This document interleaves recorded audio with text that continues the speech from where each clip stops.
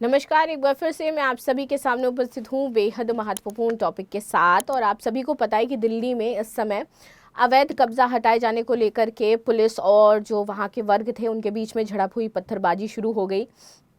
साथ ही साथ तुर्कमान गेट का जो पूरा मुद्दा था वो यहाँ पर बहुत ही ज़्यादा हाईलाइट हुआ।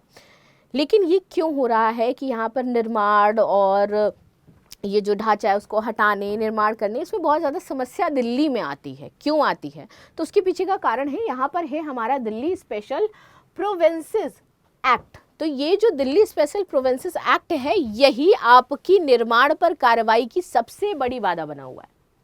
इस एक्ट की वजह से यहाँ पर दिक्कतें होती हैं। ये एक्ट क्या है, क्या समस्या है, चलिए अब इसको डिटेल में जानते हैं। और ये तुर्कमान गेट का मुद्दा था ना, इसको भी थोड़ा सा डिटेल में हम समझेंगे। इसी के साथ यूपी लेखपाल का बैच आ गया है, आप इसके बारे में भी फर्दर डिटेल्स ले सकते हैं।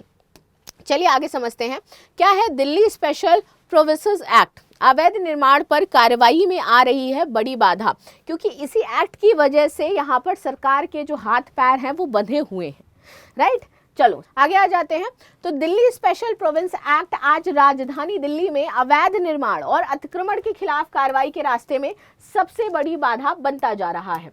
ठीक है, चलो ये कानून मूल रूप से एक अस्थायी राहत के तौर पर लाया गया था, लेकिन लगातार विस्तार के चलते अब समस्या के समाधान की बजाय समस्या का ये संरक्षण देता है।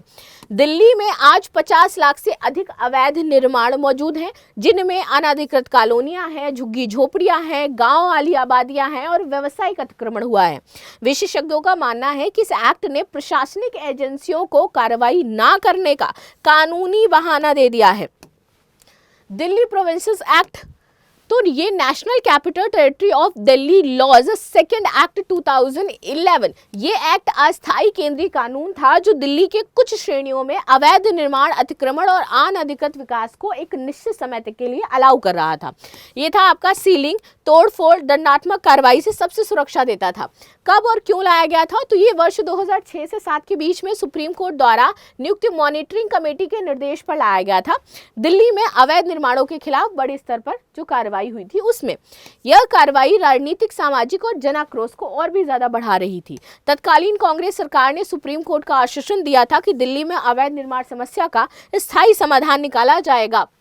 2006 में दिल्ली लॉज एक्ट 2006 लाया गया। उद्देश्य था नीतियां, मास्टर प्लान और रेगुलराइजेशन फ्रेमवर्क जब तक ये तैयार होता है तब तक अस्थायी रूप से आप इन लोगों को राहत दे दीजिए जिन लोगों ने अपनी झुग्गी झोपड़ियां और ये सारी चीजें बना रखी हैं।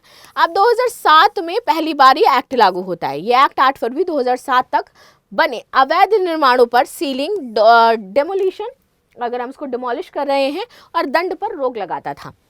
शुरुआत में इसे सिर्फ 1 साल के लिए ही लाया गया था, यानी कि 2008-9 तक। ठीक है, तो 2007 से 10 तक हर साल 1-1 वर्ष बढ़ता है। 2011 में ये 3 वर्ष के लिए बढ़ा दिया जाता है, 14 में फिर 3 वर्ष, फिर 17 में 3 वर्ष, फिर 20 में 3 वर्ष, फिर 23 में ये 3 वर्ष। वर्तमान में 31 दिसंबर 2026 तक ये अभी भी बढ़ा हुआ है। यानी कि एक अस्थायी कानून लगभग 20 साल से लागू है, जो सिर्फ 1 साल लागू होना था। ये हमारे देश की व्यवस्था है।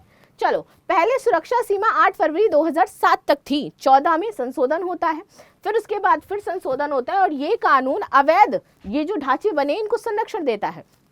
इसके तहत यहाँ पर अनाधिकृत कॉलोनियाँ, ग्रामीण आबादी, गांव की झुग्गी झोपड़ी, स्ट्रीट वेंडर्स, कुछ धार्मिक संस्थागत ढांचे और फार्म हाउस, ये सभी शामिल थे। हाई कोर्ट या सुप्रीम कोर्ट ने स्पष्ट निर्देश पर सार्वजनिक सुरक्षा या आपदा से जुड़े मामले भी इसमें शामिल थे। लेकिन व्यवहारिक रूप से एमसीडी, डीडीए जैसी एजेंसियां खुद से पहल नहीं करती हैं। ठीक है, ये इस एक्ट का हवाला देकर के कार्रवाई खुद ही टाल रही थी। दिल्ली में अवैध निर्माण की भयावह स्थिति बताएं तो दिल्ली में 2000 से अधिक अनाधिकृत कॉलोनियां हैं, लगभग 50 लाख अवैध निर्माण हैं। नियोजित क्षेत्रों में भी अवैध फ्लोर हैं, अनियोजित क्षेत्रों में नए अतिक्रमण है और फिर भी पुरानी संपत्तियों पर कोई कार्रवाई नहीं है। ये है इस समय दिल्ली का हाल। प्रशासनिक विफलता और राजनीतिक सुविधा की बात करूं तो ये कानून समस्या को हल करने के लिए नहीं बल्कि उसे टालने और ढकने के लिए बनाया गया था।